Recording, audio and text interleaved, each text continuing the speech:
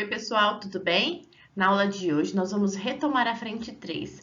Nós estamos estudando ótica na frente 3, paramos em espelhos planos e agora a gente vai estudar os espelhos esféricos. Vamos lá? Quando nós falamos em espelhos esféricos, a gente tem que entender que essa superfície, que vai ser a nossa superfície espelhada, né, que vai espelhar, que vai refletir o raio de luz, ela é uma superfície que lembra lá uma calota esférica. Nós temos dois tipos de superfícies esféricas, as superfícies côncavas e as superfícies convexas. Numa superfície côncava, né, a parte espelhada é a parte de dentro da nossa circunferência. E na superfície convexa, a parte espelhada é a parte de fora aí da nossa circunferência. Nas duas imagens, a gente observa, né, como os raios de luz atingem essa superfície espelhada e são refletidos. É a partir deste tipo de reflexão que as imagens desses espelhos são formadas e nós vamos discutir cada uma delas. Quando a gente observa no nosso dia a dia, né, a presença dos espelhos esféricos é muito grande. Então, nós temos aí espelhos que causam ampliação, como os nossos espelhos de maquiagem, né, os espelhos que aumentam o nosso campo visual, que são aqueles espelhos esféricos que ficam acima das lojas, né, na parte de cima das lojas, para aumentar o campo visual das pessoas que cuidam da segurança de um estabelecimento comercial, por exemplo. Então, nós temos vários exemplos no nosso dia a dia, os nossos retrovisores do carro, de espelhos esféricos, né, e das aplicações desses espelhos. O espelho esférico, a aplicação dele é escolhida de acordo com o tipo de imagem que a gente vai querer formar. A gente viu que no espelho plano, nós formamos apenas um tipo de imagem. Aqui, dependendo da posição do objeto, nós formaremos imagens diferentes e é a escolha do tipo de imagem que será formada que orienta a escolha do nosso espelho. Quais são os elementos principais aí de um espelho esférico, né? Nós temos, então, se pensar numa circunferência, né? Nós temos o centro de curvatura, que é o centro dessa circunferência, o foco e o vértice. O vértice pega bem lá onde está o eixo do nosso espelho, né? Nós temos, então, para traçar esses três pontos, um eixo principal. E uma coisa muito importante é que o foco está sempre, né, a metade aí do nosso centro de curvatura. Então, o foco se encontra sempre na metade do centro de curvatura. Se a gente tiver o raio da nossa circunferência, esse raio, né, indica aí o centro de curvatura, né, a posição do centro de curvatura, e a metade desse valor sempre é o nosso foco. Quando a gente pensa, então, aí, né, nesse espaço, né, nesse tamanho, a distância aí do foco, a gente chama de distância focal e pensa nesses elementos para encontrar, né, o tipo de imagem que é formada a partir da posição do nosso objeto em relação a esses três pontos no eixo principal do espelho. Quais são as propriedades dos espelhos esféricos, né? Então, nós vamos pensar em alguns raios notáveis. Então, o primeiro que a gente vai ver é o raio que incide paralelamente ao eixo aí do nosso espelho. Nós temos, então, um raio que bate paralelo e ele é refletido passando pelo foco. Então, esse é um dos raios notáveis aí para qualquer tipo de espelho, né, tanto côncavo quanto convexo, ele vai incidir aí, né, paralelamente e vai ser refletido passando pelo foco. No nosso espelho convexo, a gente tem que fazer uma prolongação, né, do raio aí para enxergar que ele tem essa propriedade de passar pelo foco, mas a propriedade é a mesma. Outro raio importante é aquele que passa pelo foco, né? Então, ele incide no espelho a partir, né, da passagem pelo foco e ele é refletido paralelamente ao eixo principal. É a reversibilidade do raio que bateu aí paralelo e saiu pelo foco, né? Se ele passar pelo foco, ele vai sair paralelo. Isso acontece para os dois tipos de espelhos esféricos. Lembrando que o convexo, a gente precisa prolongar aí, né, o raio para observar essa propriedade. Mais uma propriedade aí, né, dos raios luminosos, a gente vai ver que quando ele incide passando pelo centro de curvatura, ele vai ser refletido, então, né, também pelo centro de curvatura. Lembrando que a propriedade é a mesma para os dois tipos de espelho, só o espelho convexo aí que a gente vai precisar para alongar o raio. E aí a gente vai ver quando ele bate no vértice, ele é refletido aí, né, com o mesmo ângulo que ele incidiu no vértice, né, ele é refletido com o mesmo ângulo. Então, ele bate no vértice e sai pelo vértice. E nos dois espelhos também, ó. Aqui, como a gente tem o raio aí, né, sendo incidindo no nosso espelho convexo, a gente não precisa fazer, porque tá ali já no vértice, né, na pontinha, não precisa fazer o prolongamento do raio para esse espelho convexo. E aí a gente vai ver a partir desses raios quais são as imagens formadas. Então, primeiro a gente vai ver as imagens formadas para o espelho côncavo. Então, quando a gente coloca um objeto antes do centro de curvatura, vamos ver o tipo de imagem que a gente vai formar. Primeiro raio de luz que vai bater aí, né, sai do nosso objeto e incide o espelho côncavo, né, paralelamente. Ele vai, então, ser refletido passando pelo foco. Segundo raio, ele vai passar pelo foco e vai ser refletido paralelamente. Onde há o cruzamento dos raios, há a formação da nossa imagem. Que tipo de imagem que a gente formou aí? Uma imagem real, porque está na frente do espelho. Ela é invertida, menor e é formada entre o centro de curvatura e o foco. Segunda imagem que vai ser formada aí, né, que pode ser formada num espelho côncavo, a gente então vai colocar o nosso objeto agora em cima do centro de curvatura. Primeiro raio notável que a gente vai ver, vai bater, vai incidir aí no nosso espelho paralelamente ao nosso eixo aí do espelho. E vai ser refletido passando pelo foco. O segundo raio passa pelo foco e é refletido paralelamente. Nós vamos ter então uma imagem aí real, está na frente do espelho, invertida, né? Tá de ponta cabeça lá, igual, né? Tem o mesmo tamanho, está em cima do nosso centro de curvatura.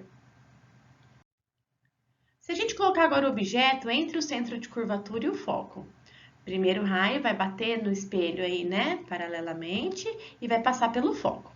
Segundo raio vai bater lá no vértice e vai sair pelo vértice. Onde os raios se encontram, é formada a nossa imagem. Então, agora a gente tem uma imagem também real, tá na frente do espelho. Lembra que a imagem real sempre na frente do espelho, imagem virtual atrás do espelho, né? Ela é invertida, maior, está, né, atrás ali do centro de curvatura ou antes do centro de curvatura. Se a gente colocar o objeto em cima do foco agora, vai bater lá no raio que sai lá do nosso objeto, bate na nossa superfície espelhada, né? Paralelamente, e vai passar pelo foco. E a gente vai ter o raio que passa pelo vértice e sai pelo vértice, com o mesmo ângulo. Não tem cruzamento entre os raios notáveis aí, a gente não tem uma imagem se formando num campo onde a gente consegue, né, analisar. A gente fala que ela vai se formar no infinito, é uma imagem imprópria. Se a gente colocar, então, o objeto um pouquinho mais pertinho do espelho, né, entre o foco e o vértice, a gente tem, então, o raio que bate no espelho e sai, aí bate paralelamente e sai pelo foco, e aquele que bate lá no vértice e sai com o mesmo ângulo lá do vértice, né? Se a gente prolongar esses raios, eles têm um cruzamento. E aí a gente vai ter uma imagem virtual, tá lá atrás do espelho. É a única forma da gente obter uma imagem virtual num espelho esférico, né? Quando a gente usa um espelho côncavo, colocando no objeto, então, entre o foco e o vértice. Essa imagem vai ser direita, né? Tá lá certinha, né? No mesmo sentido que o objeto, maior e atrás do espelho, por isso que ela é virtual. E como é a formação de imagem no espelho convexo? No espelho convexo, a gente vai ter um tipo de imagem só sendo formada. Então, É fácil a gente observar nos exercícios quando a gente tem um espelho convexo pela descrição da imagem, porque o único tipo de imagem formada no espelho convexo é da forma que nós veremos agora. Então, primeira coisa que a gente vai fazer é colocar o objeto na frente do espelho, não importa a posição do objeto, porque a gente vai ter um tipo de imagem só formada. Então, o raio lá que sai, o raio de luz que sai do nosso objeto vai bater paralelamente no espelho e vai ser refletido. Lembra lá que o prolongamento bate lá no foco, né? Passa pelo foco. E a gente vai ter um raio que bate no vértice e é refletido pelo vértice. O prolongamento desse raio também faz com que a gente tenha aí o encontro, né, o cruzamento entre os raios notáveis e a formação da nossa imagem. Como é que é essa imagem, né? Ela vai ser então virtual, tá atrás do espelho, é direita e menor. Os espelhos convexos, né, são utilizados aí na ampliação de campo visual. Então, quando a gente observa em cima de um estabelecimento comercial aquele espelho redondo, né, onde a gente vê a imagem menor, mas tem uma ampliação aí, né, da região de observação dessa imagem, né, tem uma noção do estabelecimento quase que por completo, nós temos um espelho convexo ali, justamente por conta do tipo de imagem. Eu quero uma imagem menor, né, direita, e que me ajude a ter um controle, então, desse ambiente. Essa é uma das aplicações do nosso espelho convexo. Nós não podemos esquecer, né, essa orientação em relação aos tipos de imagens que são formadas pelos objetos reais. Então, toda imagem que é real, né, formada por um objeto real e a imagem também é real, ela vai ser invertida e está na frente do espelho. Toda imagem virtual é direita e está atrás do espelho. Então, imagem na frente do espelho, real. Imagem atrás do espelho é virtual. E aí a gente vai fazer um estudo analítico. O que é esse estudo analítico? Um estudo matemático das posições dos nossos objetos, né, em relação ao espelho. Então, a gente tem aí um objeto, né, que eu vou chamar de O, e eu tenho uma imagem que eu vou chamar de I. Eu tenho a distância que esse objeto está do meu espelho, que eu vou chamar de P. E eu tenho a distância que a imagem está do meu espelho, que eu vou chamar de P'. E eu tenho também a distância focal aí, né? O nosso F, que é o foco aí do nosso espelho. Como é que a gente vai analisar matematicamente a relação entre essas grandezas, né? A gente faz isso a partir dessa equação que a gente chama de equação dos pontos conjugados. Já é uma equação que vocês já viram, né? Alguma vez aí a gente brinca com algumas formas de lembrar dessa relação. Então, fala assim, ó, o inverso da distância focal é igual ao inverso da posição que o objeto está do espelho, mais o inverso da posição que a imagem está do espelho. Como é que a gente lembra, então, dessa formulazinha? Eu vou brincar com vocês e falar que essa formulazinha é da florzinha. Então, ó, uma florzinha é igual uma pétala mais uma petalinha.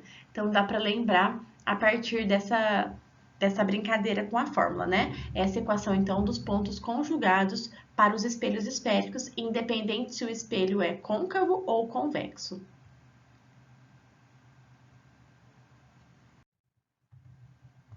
E aí a gente vai ver o aumento linear, né? O quanto que a imagem, né, sofreu de ampliação em relação ao tamanho do seu objeto. Então, o aumento linear, ele é dado pelo tamanho da imagem dividido pelo tamanho do objeto. A gente vai ver quantas vezes a imagem é maior que o seu objeto, ou menos a posição que a imagem está pela posição que o objeto está. Então, menos P' sobre P. É uma coisa que é importante. Se esse aumento linear for maior que 1, a imagem é maior que o objeto. Se for menor do que 1, a imagem é menor do que o objeto. Se for igual a 1, a imagem é igual, né, ao tamanho do objeto. A imagem não tem diferença aí de altura em relação ao objeto.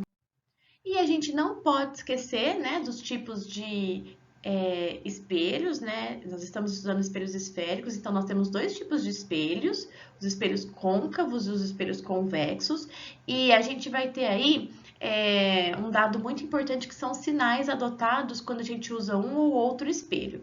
O mais importante desses sinais é o sinal aqui da nossa distância focal do nosso foco.